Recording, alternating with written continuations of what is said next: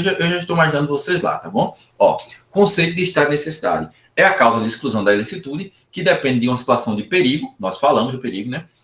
E aí, falamos da questão do perigo atual, iminente, já expliquei isso para vocês, caracterizado pelo conflito de interesses lícitos. Lembra quando eu falei, ó, a vida de Bárbara, a vida de Letícia, a vida das duas tem o mesmo peso, né? Tem o mesmo peso ali, tá? Mas eu poderia ter, por exemplo, a vida e o patrimônio, então a gente percebe a balança desigual, né? Porque vida pesa mais, vida tem um valor maior do que o patrimônio, né? Há uma desigualdade, né? Então, tá? Mas, de qualquer forma, o patrimônio também é protegido ilicitamente.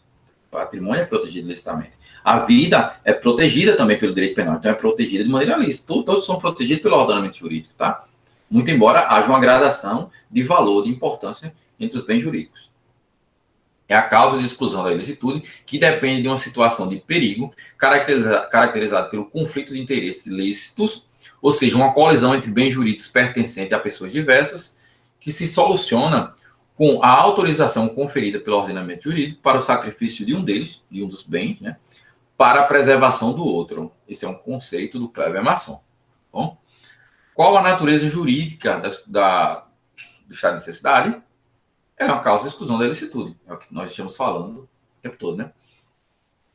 Aí tem aquela discussão que parte da doutrina diz, não, é uma faculdade, porque o indivíduo pode, né? Pode abrir mão dessa defesa, pode dizer assim, Letícia poderia dizer assim, não, Josiane, fique com um único colete, eu irei morrer para a sua felicidade e tal.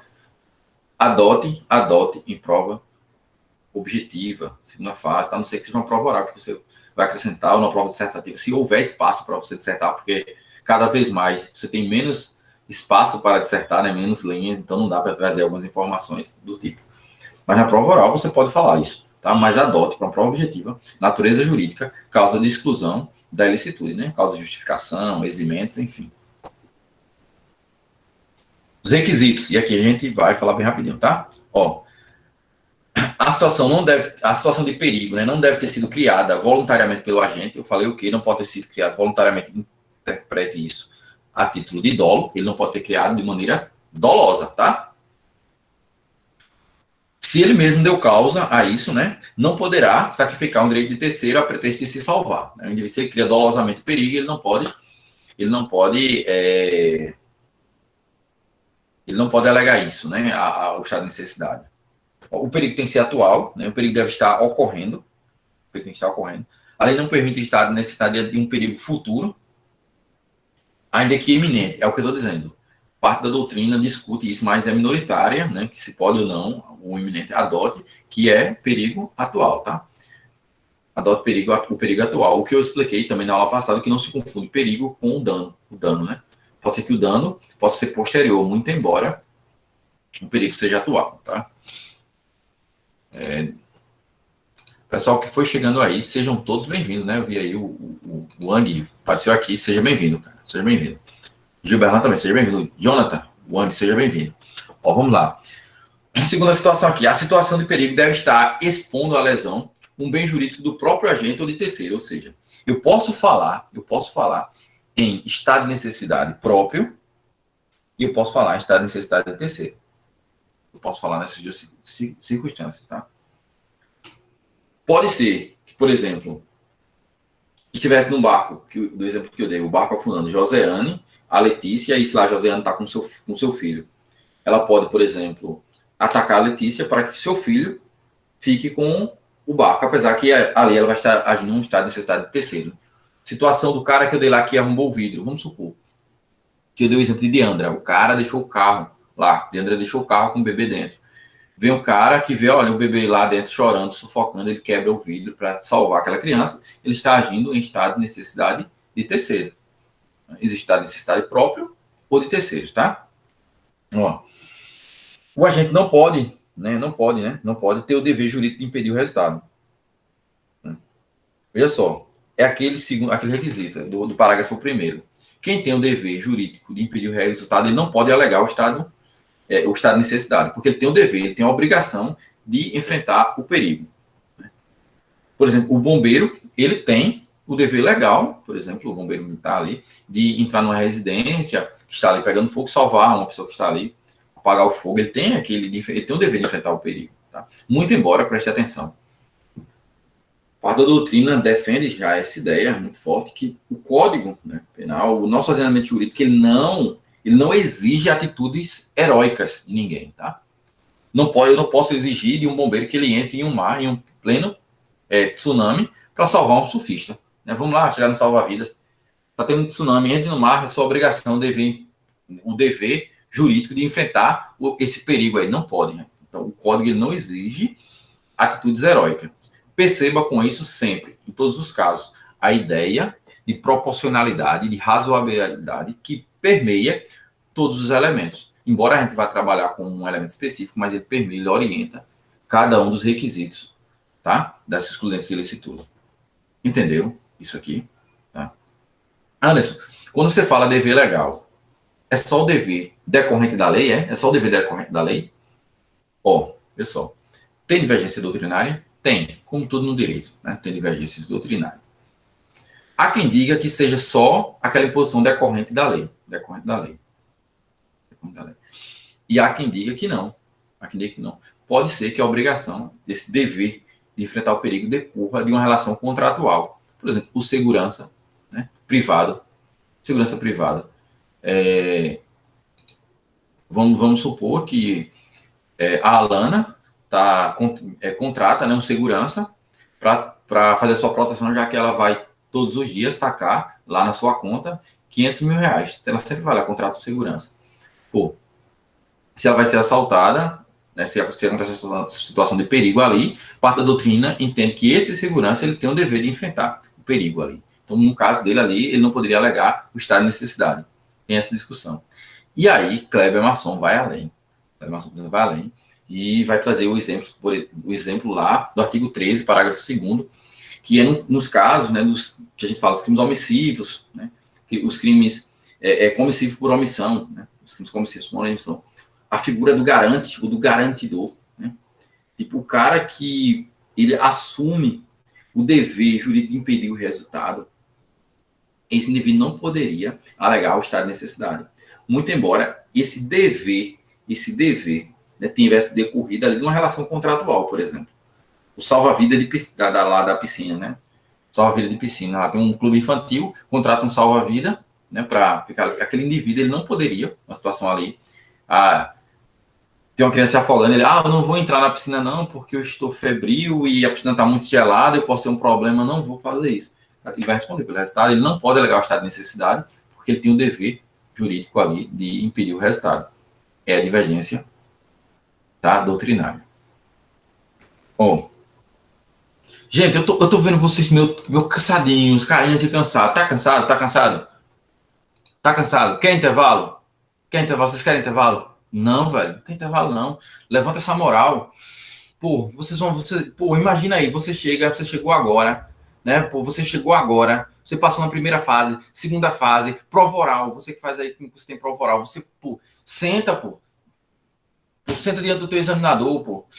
Enche o peito aqui de ar, entra com moral mesmo. Não, vai estar tristinho, que eu tô tristinho na aula, tô cansado. Pô, tô deitado aqui, quase cochilando aqui na minha cama.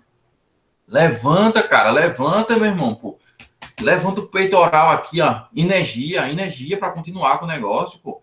Tem que acordar bravo, meu irmão. Eu até postei essa semana lá no Insta. Cara, no dia da tua prova oral, tu tem que acordar brabo. Mais brabo do que a banca. Pô, sentar lá e não se acovardar, pô. Teu primeiro inimigo é você mesmo. Pô, se você mandar o medo para dentro de você, se você deixar o medo tomar conta, o teu cansaço, a energia negativa, pô, tu vai ficar lá, pô, desanimado. Então, pô, levanta essa moral, pô. Da mesma forma no dia do TAF, da mesma forma na prova objetiva, de, pô, eu vou destruir aqui esse caramba aqui. Como que você tem que ter sangue no olho, pô? Como você tem que ter sangue no olho? Você não pode desanimar não, pô, tá? Então, vamos lá, vamos gastar essa energia aqui nesse sábado, pô. A Ari já tá ali, ó. Eu tenho certeza que a Ari tá assistindo essa aula aí em posição de apoio, que a Ari é vibrador. Viu? Pensa no cabo vibrador, Ari? Vamos lá. Continuando aqui os requisitos. Ó, exatamente aí, o medo cola as placas, pô. O cara teve medo, colou as placas, filho. Vamos lá, ó. Seguindo aqui. O bem jurídico certificado deve ser de valor igual ou inferior ou bem protegido. Cara, eu vou falar disso aqui. Eu vou deixar para falar mais na frente. Tá?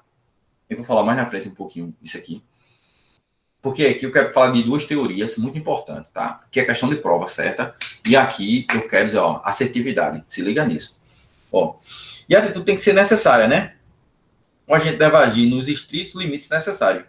Porque se ele se exceder, né, ele vai responder pelo excesso, seja culposo ou doloso, dependendo do caso concreto, tá?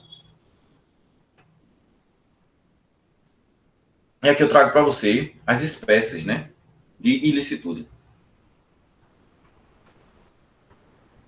Cara, que frase, que frase. Exatamente, eu lembro disso aí. Eu acho que isso aí era da camisa do pelotão de Ari, lá era ali do teu pelotão, lá no Cefap. Eu acho que era no Cefap, Ari tava lá. Um corpo, né? O corpo que não vibra é um esqueleto que se arrasta. Anote aí, já anote aí no seu caderno, caveira, pô. O corpo que não vibra é um esqueleto que se arrasta. Ixi, Maria, isso aí é... Pronto, foca aí, segura isso aí. Ó, espécies de ilicitude, tá? Agressivo, né? Quando é que eu tenho um estado de necessidade agressivo? Quando, para salvar o bem jurídico, o agente sacrifica o bem jurídico de um terceiro que não provocou a situação de perigo. É o estado de necessidade agressivo. Por exemplo, um cão feroz, sai em minha direção para me atacar. Eu, para me homiziar, para me esconder, para fugir do ataque daquele cão, eu quebro o vidro de um carro, ou, por exemplo, quebro um portão de uma casa e entro para me esconder. Eu agredi ali, né? Eu destruí um patrimônio de alguém, enfim, eu danifiquei o patrimônio de alguém. Um terceiro que não tinha nada a ver com a história, não era dono do cachorro, não tinha nada a ver com a situação do perigo. Ele não criou a situação do perigo, mas eu agi contra ele. Então, quando eu estou agindo em necessidade contra um terceiro inocente, que não criou a situação de perigo, eu estou falando aí um estado de necessidade agressivo. Estado de necessidade agressivo. Também tem o estado de necessidade defensivo. Defensivo. Quando a gente sacrifica um bem jurídico de quem ocasionou a situação de perigo. Por exemplo, imagine que o indivíduo lá no cinema, dolosamente, ele com raiva do dono do cinema, toca fogo lá no cinema. Peço pegar fogo. Eu, para poder fugir, ele está obstruindo a porta, eu ataco esse indivíduo. Eu vou em direção a ele e ataco esse indivíduo que criou o perigo. Pronto, se eu estou atacando o sujeitinho que criou o perigo, eu estarei diante de um estado de necessidade defensivo. E agora, um momento aqui, tá? Preste atenção nisso. Quando eu estou falando de perigo, não fique na sua cabeça aí pensando, não. Não fique pensando que o perigo ele só pode surgir de uma ação humana. Não. O perigo, ele não é necessário que o perigo ele surja apenas de uma situação humana. Ele pode surgir, por exemplo, de um evento da natureza. Ele pode surgir de um ataque de um animal. Né? Então, qual a origem do perigo, Anderson? Pode ser aqui uma ação humana, que são os exemplos mais comuns, tá? Pode ser oriunda da natureza, tá? O perigo pode ser oriundo da natureza, como eu falei, a situação lá do tsunami, enfim, ou de um ataque animal, ou de um ataque de um animal. E aqui eu reitero aquela ideia, tá?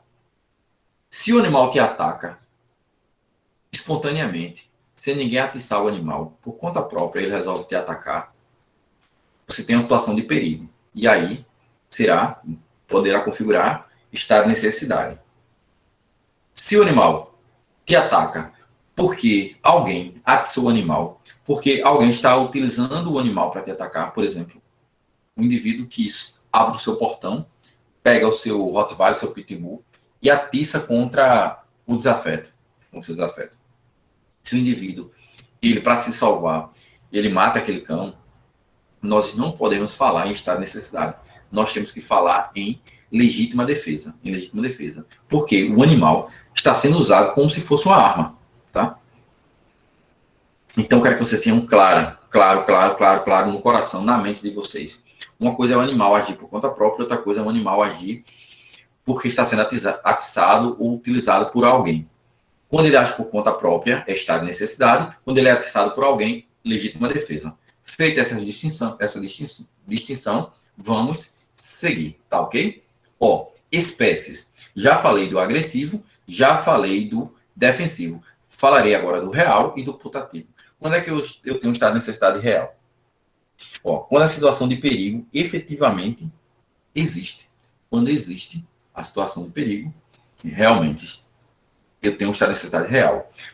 Quando é que eu tenho um estado de necessidade putativo? Quando o perigo só existe na cabeça do agente, ou seja, na mente. Não existe, de fato, a situação de perigo. É apenas obra da imaginação do indivíduo. Aí eu tenho um estado de necessidade putativo. Ok? Ó, deixa eu só voltar aqui para o desencargo de consciência. É possível que eu tenha, por exemplo, estado de necessidade recíproco? É possível? E aí, o que é que vocês têm para me dizer sobre isso? Quem é que está aqui? Quem está aqui? Quem está aqui? Para pegar aí. É possível que eu tenha um estado de necessidade recíproco?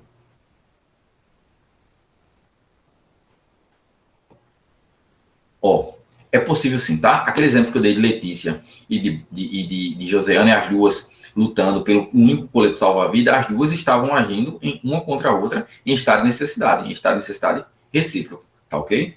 Só por desencargo de consciência, eu quero que vocês saibam disso. Vamos para a teoria que eu disse, ó, eu preciso trazer isso aqui para que vocês compreendam bem, tá? Ó, percebe, quando eu estou falando de estado de necessidade, que há um perigo ali que o indivíduo não criou voluntariamente, ou seja, de maneira dolosa, ele não cria o perigo, ele, né?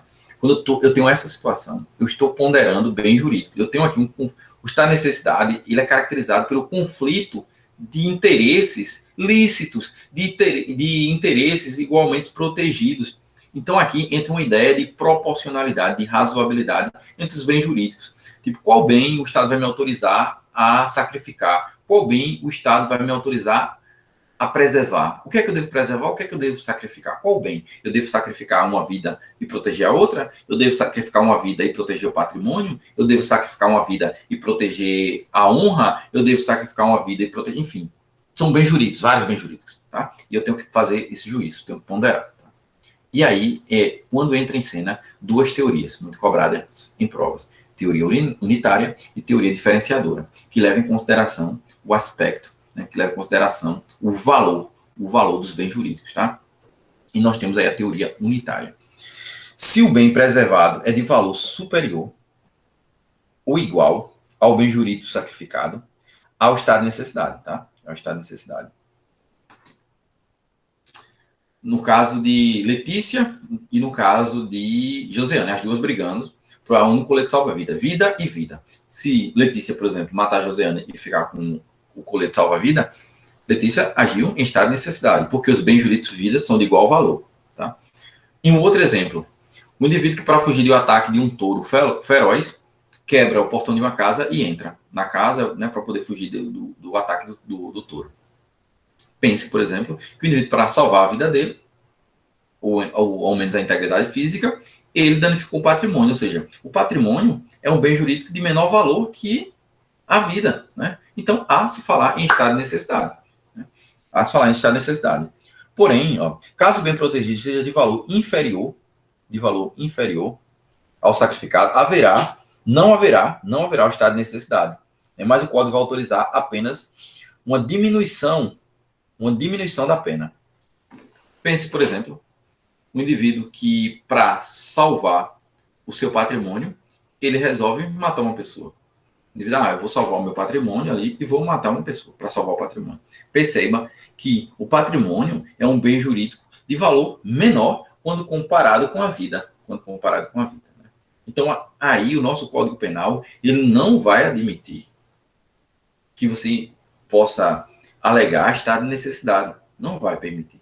Mas, dadas as circunstâncias no caso concreto, que você estava protegendo um bem que também, né, um bem que você também só concluindo a ideia, Tamara, eu te dou a palavra, certo? Um bem que você tem a proteção de maneira lícita, legal, então, percebendo isso, o Estado, claro que aí ele já ratifica essa ideia aí, quando ele diz, ó, você vai responder pelo crime, porém com a pena diminuída de 1 a 2 terços. Ele autoriza já uma interferência, uma diminuição na culpabilidade, né, no juízo de reprovação do indivíduo ali. Então, por isso já traz essa ideia de diminuição da pena, tá? Tem essa ideia. Tamara, fica à vontade, Tamara, para tirar sua dúvida, tá? Pronto, é só para complementar com um exemplo nesse caso, de um patrão, um exemplo, né? Um patrão que para salvar o seu carro, seu veículo de um